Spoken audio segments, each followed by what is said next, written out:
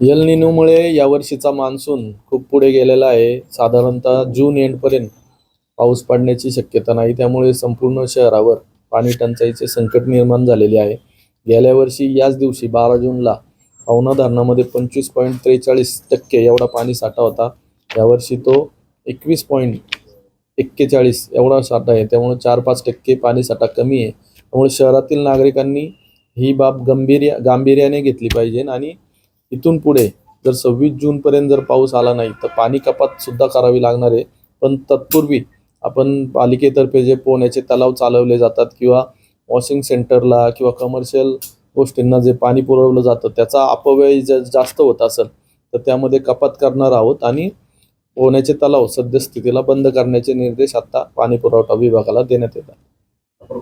खाजगी जे हॉटेल आहे तिथं बऱ्यापैकी अशा प्रकारचे जलतरण तलाव आहे किंवा जिथं वॉशिंग सेंटर आहे तिथं पण पाण्याचा अपव्यय होतो. तर कारवाईचे आपण आदेश काही या अनुषंगाने देणार आहोत, कारण पाणी बचत खूप महत्वाचं बाब असणार. खाजगी हॉटेलांना मी आव्हान करेल की आपल्या शहरातील एक जागरूक नागरिक म्हणून आपणही पोहण्याचे तलाव सद्यस्थितीला बंद करावेत, जेणेकरून तो जो पाण्याचा वापर होतो तो टाळला जाईल आणि शहरातील इतर नागरिकांना त्या पाण्याचा उपयोग होईल. तसेच वॉशिंग सेंटर बांधकामांसाठी जर लागणारे पाणी जिथे जिथे अपव्यय दिसला जाईल तिथं तिथं त्यांच्यावर कारवाई केली जाईल. आणखीन घडामोडी जाणून घेण्यासाठी पाहत रहा पिंपरी चिंचवड न्यूज. सोबतच आमच्या फेसबुक आणि इंस्टाग्राम चॅनलला फॉलो करायला विसरू नका. तसेच यूट्यूब चॅनलला सबस्क्राईब करायला विसरू नका.